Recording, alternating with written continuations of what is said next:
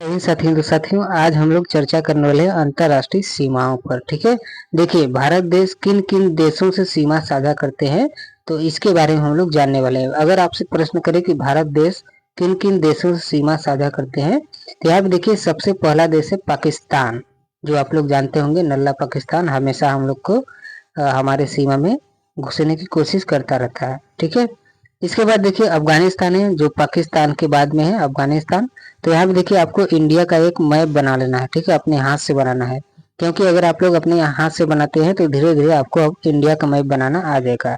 अगर आप जियोग्राफी के शिक्षक बनना चाहते हैं तो आपको मैप बनाना आना चाहिए, और मैपिंग से ही आप लोग सब कुछ सीख सकते हैं। तो सबसे पहले पाकिस्तान है। देखिए जो पाकिस्तान है, पाकिस्तान का ये यहाँ तक का भाग है, यहाँ तक का भाग जो आपको ऊपर दिखाई दे रहा होगा, यहाँ तक का, यहाँ पे मिला हुआ है। इतना भाग भारत का बचा हुआ है, जैसे भारत है इतना उठा हुआ है। इसके बाद यहाँ से यहाँ तक का जो क्षेत्र है ये अफगानिस्तान, अफगानिस्तान इंडिया से सीमा साझा करता है। ठीक है, थोड़ा सा ही क्षेत्र है जो पाकिस्तान से बचा हुआ है, लद्दाख वाले सेक्शन में, जो इस समय पाकिस्तान में है, पीओके वाले सेक्शन यहाँ पे। ठीक है, इसके बाद देखिए चीन है। चीन भी क्या है, अंतर्राष्ट्रीय सीमा साझा करता है भारत से। उसके बाद नेपाल है, देखिए यहाँ पे है नेपाल। इसके बाद देखिए भूटान है, भूटान, और म्यांमार है, म्यांमार है, यहाँ से म्यांमार चलता है इस तरह से। इसके बाद देखिए बांग्लादेश है, जो पहले पूर्वी पाकिस्तान का भाग था। बांग्लादेश जो पहले क्या था, पूर्वी पाकिस्तान था भाग, पूर्वी पाकिस्तान का भाग था, जिसको हम लोगों ने क्या किया था, आज़ादी दिलाया था पाकिस्तान से। ठीक है, ये था पश्चिमी पाकिस्तान और ये था पूर्वी पाकिस्तान। ठीक है, तो दिशा देखिए, दिशा इसी तरह से है। इधर होता है ईस्ट, दाएं साइड आपके दाएं राइट हैंड की तरफ। इसके बाद लेफ्ट हैंड की तरफ क्या होता है, वेस्ट। फिर आपके सर की तरफ होता है नॉर्थ, और आपके पैर की तरफ साउथ। ठीक है, दिशा इसी तरह से होता है। तो यहाँ पे था बांग्लादेश। ठीक है, तो वेस्ट में देखिए पाकिस्तान था, पश्चिमी पाकिस्तान, और यहाँ पे ईस्ट, ईस्ट में क्या था, बांग्लादेश, पूर्वी पाकिस्तान। ठीक है, तो अब पूर्वी पाकिस्तान नहीं है, क्या है, बांग्लादेश। तो कुल कितने देश हो गए, अफगानिस्तान, पाकिस्तान, चीन, नेपाल, भूटान, म्यांमार, बांग्लादेश। तो कुल 7 देश भारत से स्थलीय सीमा साझा करते हैं। कितने देश, 7 देश। देखिए जो श्रीलंका है, श्रीलंका जलीय सीमा साझा करता है, सीमा साझा करता है लेकिन जलीय सीमा। यहाँ भी देखिए हम लोग को एक राम सेतु, ठीक है, राम सेतु, राम सेतु, इसको मैं आगे जब श्रीलंका के बारे में पढ़ाऊंगा तो वहां पे मैं आपको अच्छे से समझाऊंगा। तो इस तरह से जलीय सीमा में हम लोग क्या किए हैं, एक नाव, एक पुल का निर्माण किए हैं, जिससे हम लोग श्रीलंका तक हम लोग आ जा पाते हैं। ठीक है, तो ये जलीय सीमा है। लेकिन अगर आपसे पूछे कि भारत से कुल कितने देश स्थलीय सीमा साझा करते हैं, तो कुल कितने देश है, 7 देश। पाकिस्तान, जैसे पाकिस्तान है, इसके बाद अफगानिस्तान है, चीन है, नेपाल है, भूटान है 5वां नंबर। इसके बाद देखिए 6वां है म्यांमार, और 7वां क्या है, बांग्लादेश। ठीक है, क्या है, बांग्लादेश। तो कुल कितने देश सीमा साझा करते हैं भारत से, तो कुल 7 देश सीमा साझा करते हैं। अफगानिस्तान, पाकिस्तान, चीन, नेपाल, भूटान, म्यांमार और बांग्लादेश, म्यांमार और बांग्लादेश। ठीक है, और यहाँ पे देखिए श्रीलंका है, श्रीलंका भी क्या है, भारत से सीमा साझा करता है, लेकिन जलीय सीमा। ठीक है, इसके बाद देखिए इस तरफ है अरब सागर, इस तरफ क्या है, इस तरफ है अरब सागर, और अरब सागर की तरफ क्या है, अपना लक्षद्वीप है। क्या है, लक्षद्वीप है। और ईस्ट की तरफ क्या है, यानी पूर्व में क्या है, तो पूर्व में है बे ऑफ बंगाल, यानी कि बंगाल की खाड़ी है। इधर क्या है, बंगाल की खाड़ी है। और यहाँ साउथ में क्या है, साउथ में क्या है, हिंद महासागर। क्या है, हिंद महासागर। तो इसको हम लोग आगे पढ़ेंगे। देखिए यहाँ पे जो लक्षद्वीप है, लक्षद्वीप किस किस तरफ है, तो लक्षद्वीप है देखिए तमिलनाडु से जस्ट नीचे है, और अरब सागर में है। कितने हैं, अरब सागर में। और टोटल 36 छोटे छोटे द्वीपों से लक्षद्वीप का निर्माण हुआ है। ठीक है, तो यहाँ पे जो सबसे बड़ा द्वीप है, जो यहाँ पे देखिए, यहाँ पे एक सबसे बड़ा द्वीप है। जब हम लोग लक्षद्वीप के बारे में पढ़ेंगे तो अच्छे से इसको पढ़ेंगे। इसके बाद देखिए अगर बात करें भारत की कुल स्थलीय सीमा कितनी है, अगर आपसे पूछे भारत की कुल स्थलीय सीमा, तो 15,200 किलोमीटर है। कितना है? 15,200 किलोमीटर। भारत की कुल स्थलीय सीमा 15,200 किलोमीटर है। भारत की मुख्य जलीय सीमा अगर आपसे पूछे भारत की मुख्य जलीय सीमा कितनी है, तो भारत की मुख्य जलीय सीमा 6100 किलोमीटर है। कितनी है? 6100 किलोमीटर है। उसी तरह से अगर आपसे पूछे कि भारत की कुल जलीय सीमा कितनी है, ये तो मुख्य जलीय सीमा पूछ लिया, तो मुख्य जलीय सीमा आपको बताना है 6100 किलोमीटर। वहीं पे अगर आपसे पूछ ले कि भारत की कुल जलीय सीमा कितना है, तो भारत की कुल जलीय सीमा है 7516.6 किलोमीटर। कितना है? 7516.6 किलोमीटर। तो ये बात होगी। इसके बाद देखिए सबसे पहला देश हम लोग अब पढ़ते हैं पाकिस्तान। कौन सा? पाकिस्तान। चलिए पाकिस्तान को पढ़ लेते हैं। इसके बाद कौन सा इसके साथ हमारा कौन कौन सा डिस्प्यूट है, कौन कौन सा विवाद है, पाकिस्तान का निर्माण कैसे हुआ, कब हुआ, ये सारा कुछ हम लोग पाकिस्तान के बारे में पढ़ेंगे। ठीक है। और जो रेखा है, जो अंतरराष्ट्रीय रेखा है, उसे क्या बोलते हैं, ये सब प्रश्न आपसे पूछा जाता है टीआरई 4 में। ठीक है। और टीआरई 4 के अलावा अगर आप केवीएस डी3+ किसी भी एग्जाम की तैयारी कर रहे हैं तो ये आपके लिए मस्ट है। इसके बाद देखिए पाकिस्तान की अगर बात करें तो पाकिस्तान 14 अगस्त 1947 को जब भारत देश आज़ाद हुआ था, तो उस समय भारत देश 2 भागों में बटा था। तो 14 अगस्त 1947 को पाकिस्तान बना था। कब बना था? 14 अगस्त 1947 को। इसके बाद देखिए पाकिस्तान व भारत के बीच की रेखा को क्या कहते हैं? अगर आपसे प्रश्न करें पाकिस्तान व भारत के बीच की रेखा को क्या कहते हैं, तो पाकिस्तान और भारत के बीच की रेखा को रेड क्लिफ रेखा कहते हैं। क्या कहते हैं? रेड क्लिफ रेखा कहते हैं। क्या कहते हैं? रेड क्लिफ रेखा। पाकिस्तान और भारत के बीच में जो अंतरराष्ट्रीय रेखा है उसे रेड क्लिफ रेखा बोलते हैं। क्या बोलते हैं? रेड क्लिफ रेखा। यह रेखा किन किन राज्यों से होकर गुजरती है? रेड क्लिफ रेखा किन किन राज्यों से होकर गुजरती है? तो सबसे पहले देखिए एक इंडिया का आपको इस तरह से अर्ध मैप बना लेना है। आपको गुजरात से शुरू करना है। यहाँ पे है गुजरात से शुरू करना है और पूरा लद्दाख वाला पोर्शन होते हुए यहाँ पे देखिए नेपाल और भूटान वाला क्षेत्र लेके एपी यानी अरुणाचल प्रदेश तक जाना है। ठीक है। तो इतना आपको क्या करना है, मैप बना लेना है अपने से, ताकि आपको समझने में आसानी हो। इससे आपको ये भी पता चलेगा कि कहाँ पे लद्दाख है, कहाँ जम्मू कश्मीर है अपना, कहाँ पंजाब है। यहाँ पे देखिए पंजाब है, तो कहाँ पंजाब है, उसके साथ में कहाँ पे आपका राजस्थान है और कहाँ पे गुजरात है। तो ये सब आपको मैपिंग के द्वारा पता चल जाएगा। और आप अब मेरे साथ में नक्शा बनाते हैं तो यहाँ पे देखिए सबसे पहले आपको एक नक्शा बना लेना है। इसके बाद देखिए यहाँ से जो बॉर्डर शेयर होता है यहाँ पे पाकिस्तान वाला, तो पाकिस्तान का भी आपको नक्शा बना लेना है, पाकिस्तान देश का। ठीक है।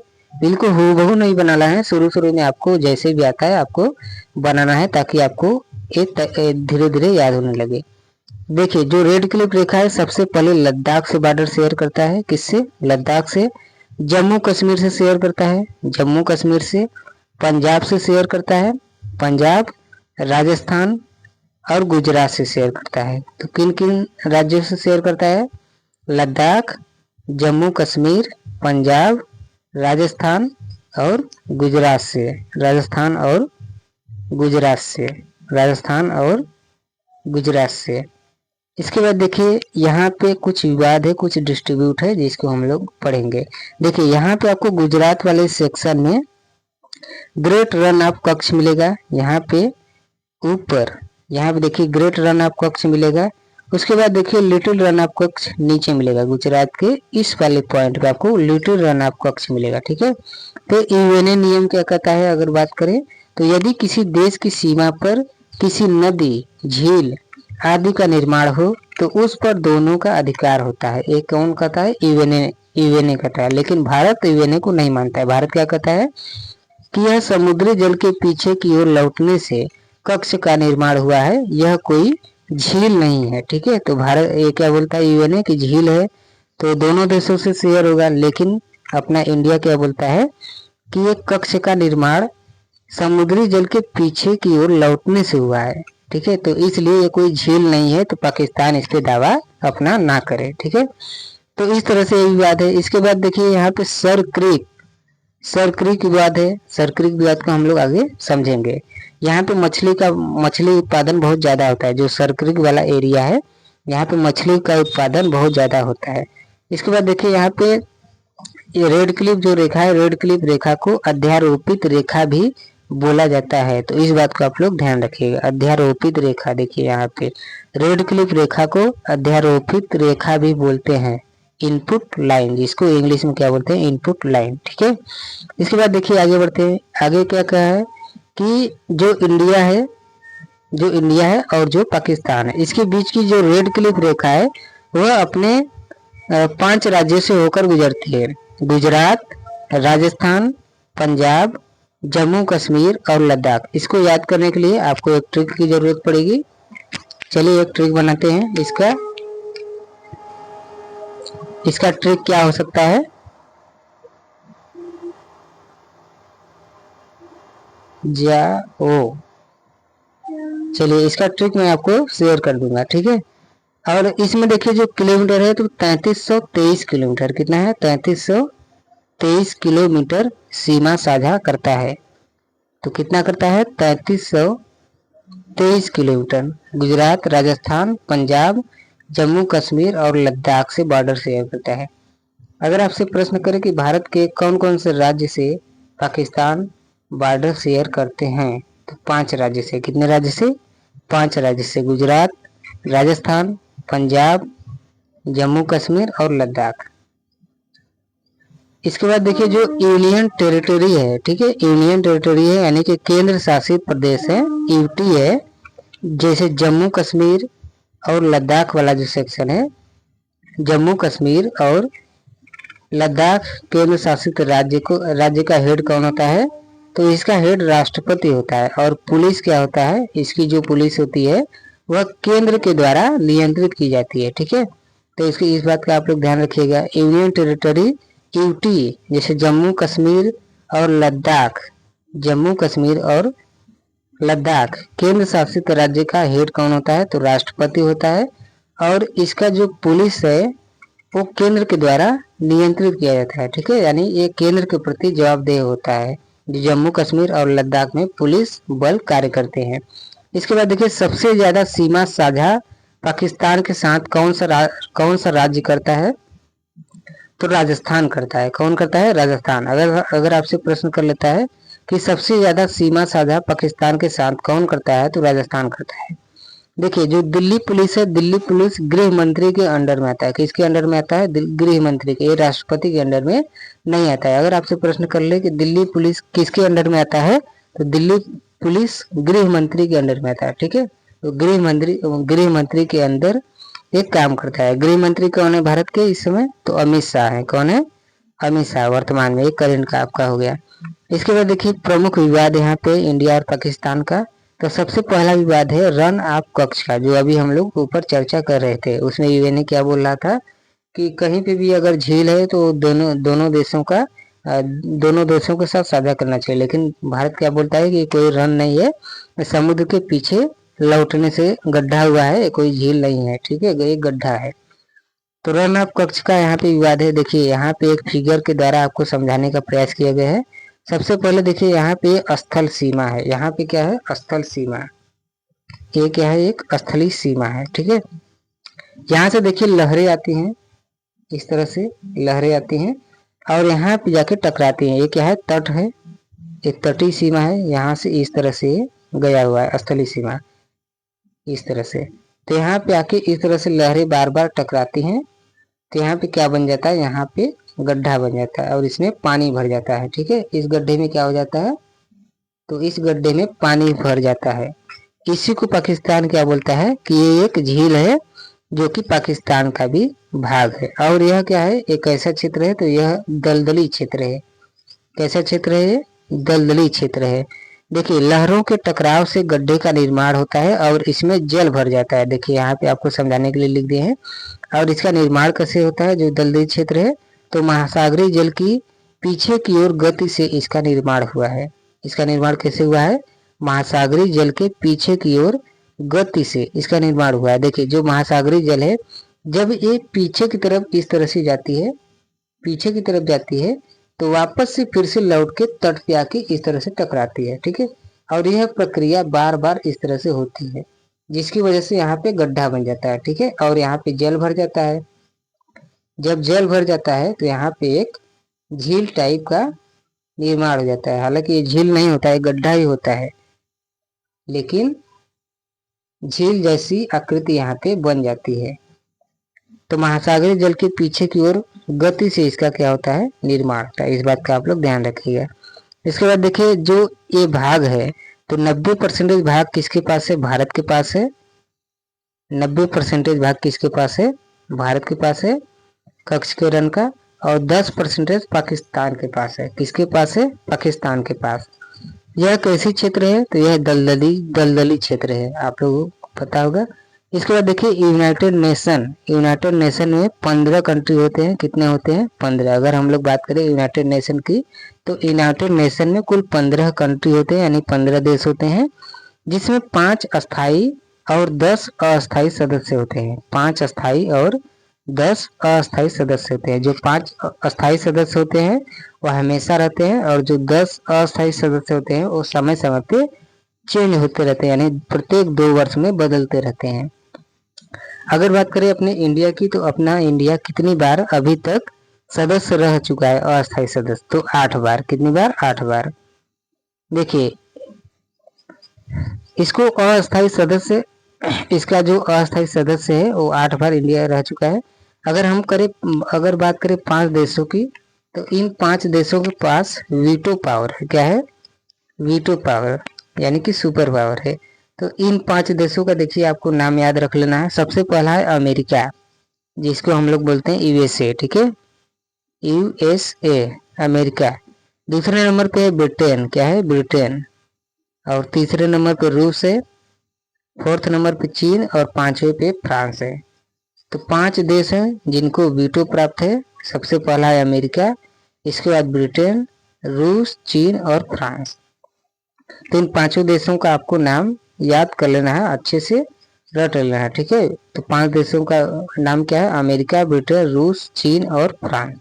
भारत के पास नहीं है, भारत के पास नहीं है। इसके बाद देखिए यहाँ पे जो है, यहाँ पे देखिए पाकिस्तान के पास जो 10% भाग है, 10% भाग, बस ये यही वाला भाग है, ठीक है। ये थोड़ा सा, ये ज्यादा नहीं है, यहाँ से लेके यहाँ तक का ये 10% पाकिस्तान के पास है। बाकी का जो बचा हुआ भाग है, ये 90% भाग किसके पास है, अपने इंडिया के पास। देखिए इसे सफेद रेगिस्तान बोला जाता है। क्या बोला जाता है, सफेद रेगिस्तान। सफेद रेगिस्तान किस लिए बोला जाता है, क्योंकि यहाँ पे नमक का उत्पादन बहुत ज्यादा होता है। नमक का क्या होता है, बहुत ज्यादा उत्पादन होता है। ये देखिए दलदली क्षेत्र है। कैसा क्षेत्र है, दलदली क्षेत्र है। इस क्षेत्र का 90% इंडिया के पास है। और 1968 में, ठीक है, पहले देखिए भारत के पास 100% था, यानी पूरा था। ये पूरा क्षेत्र पहले भारत का था, लेकिन 1968 में पाकिस्तान के पास 10% हिस्सा यह चला गया, ठीक है। तो ये 10% हिस्सा अगर आपसे पूछे कि पाकिस्तान के पास कब पहुंचा, तो 1968 में। कब पहुंचा, 1968 में, ठीक है। अगर बात करें इस विवाद का कारण क्या है, इस विवाद का कारण क्या है, तो आप लोग क्या बोलेंगे। देखिए इसलिए इसमें विवाद है क्योंकि इसमें नमक का उत्पादन बहुत ज्यादा होता है। इसे सफेद रेगिस्तान भी कहा जाता है। इसमें मछली उत्पादन ज्यादा होता है, और यहाँ पे पर्यटन आते हैं, जिसकी वजह से लोगों को रोजगार मिलता है। और यहाँ पे जो जापानी है, जो जापान के लोग हैं, वो सबसे ज्यादा आते हैं। कौन आते हैं, जापान के लोग सबसे ज्यादा आते हैं, ठीक है। इसके बाद देखिए दूसरा विवाद है सरक्रिक विवाद, सरक्रिक डिस्प्यूट, सरक्रिक डिस्प्यूट, सरक्रिक विवाद, ठीक है। दूसरा है सरक्रिक विवाद। ये भी क्या है, दलदली क्षेत्र है, ठीक है, ये भी दलदली क्षेत्र है। ये कहाँ पे है, तो पाकिस्तान की तरफ है, इसलिए इसका नाम क्रिक से सरक्रिक पड़ गया। तो अगर आपसे पूछे कि इसका नाम सरक्रिक कैसे पड़ा, तो इसलिए पड़ा क्योंकि ये पाकिस्तान की तरफ है, इसलिए इसका नाम क्रिक से सरक्रिक पड़ गया। इसका अगर हम कहें कि मूल नाम क्या है, तो इसका मूल नाम है क्रिक, ठीक है। लेकिन ये पाकिस्तान के पास, पाकिस्तान की तरफ है, इसलिए इसका नाम सरक्रिक पड़ गया। अब देखिए सरक्रिक होता क्या है, तो सरक्रिक को अब हम लोग समझते हैं, सरक्रिक होता क्या है। जैसे आप लोग बारिश जानते हैं, बारिश गांव में बारिश होती है या शहर में रहते हैं, तो जो मिट्टी होती है, ठीक है, जो मिट्टी होती है, जब पानी इस तरह से जाता है तो यहाँ पे मान लीजिए स्थल वाला क्षेत्र है, ठीक है, जब मिट्टी पानी यहाँ पे आती है तो इस तरह से नाले बन जाते हैं, छोटे छोटे, कुछ इस तरह से, इस तरह से नालियां बन जाती हैं और एक जगह पे एक आती है, आके मिल जाती है, जैसे यहाँ पे आके मिल जाती है। अब ये धीरे धीरे क्या करती है, इस तरह से आगे बढ़ती है और किसी बड़े भाग में जाके मिल जाती है और इसका जो नीचे का क्षेत्र है क्या होता है, ये धीरे धीरे चौड़ा होता जाता है, ठीक है, क्या होता है, चौड़ा होता जाता है और ये बड़ी नाली का निर्माण होता है। तो यही सरक्रीक है, क्या है, सरक्रीक। यहाँ पे देखिए समझाएं आपको कि जैसे बारिश का पानी आता है, बारिश का पानी आता है कुछ इस तरह से और ये है आपका स्थल वाला क्षेत्र, ठीक है। तो इस तरह से छोटी छोटी नालियों के रूप में आता है बारिश का पानी और यहाँ पे एक सीधी नाली बना लेता है। मिट्टी का कटान ये कैसे बनता है, अगर बात करें तो मिट्टी की कटान से बनता है, ठीक है। अब यहाँ पे आके देखिए इस तरह से चौड़ी होती जाती है, कुछ इस तरह से चौड़ी होती जाती है। तो इस वाले भूभाग को क्या बोलते हैं, इस वाले क्षेत्र को बोलते हैं सर क्रीक, क्या बोलते हैं, सर क्रीक। और जो नीचे वाला क्षेत्र है, सबसे नीचे वाला, इसको बोलते हैं क्रीक, क्या बोलते हैं, इसको बोलते हैं क्रीक। और ये कहाँ पे बनता है, ये गुजरात के गौरा माता के पास बनता है। सर क्रीक कहाँ बनता है, गुजरात के गौरा माता के पास बनता है। देखिए इसका जो 50% भाग है वो इंडिया के पास है, 50% भाग इंडिया के पास है और 50% पाकिस्तान के पास है। अगर बात करें लंबाई की तो ये 96 किलोमीटर लंबाई तक फैली हुई है, ठीक है। अब देखिए विवाद क्या है, तो इसका देखिए जो फायदा है, इसमें मछली उत्पादन बहुत ज्यादा होता है, क्या है, मछली उत्पादन बहुत ज्यादा होता है। इसका देखिए निर्माण कैसे होता है, तो निर्माण मिट्टी का समुद्र की तरफ फिसलने से होता है। तो मिट्टी जो होती है वो कैसे होती है, समुद्र की तरफ फिसलती है। इसका लाभ क्या है, तो इसका लाभ है अत्यधिक मछली उत्पादन, अत्यधिक मछली उत्पादन और खनिज बहुत ज्यादा यहाँ पे मिलते हैं, ठीक है। यहाँ पे आपको लिख के बताए हैं कि इस बारिश के पानी ने मिट्टी में एक नाली बना ली, यह नीचे चौड़ी हो जाती है और किसी नदी या समुद्र में मिल जाती है। जैसे अब गांव में कोई बड़ी नाली से मिल जाती है, तो यहाँ पे नदी या समुद्र से यही तात्पर्य है, ठीक है। तो इस तरह से ये रहा टॉपिक। आप लोग वीडियो कैसी लगी कमेंट करके जरूर बताइए। चलिए मिलते हैं नेक्स्ट वीडियो में, तब तक के लिए जय हिंद, वंदे मातरम।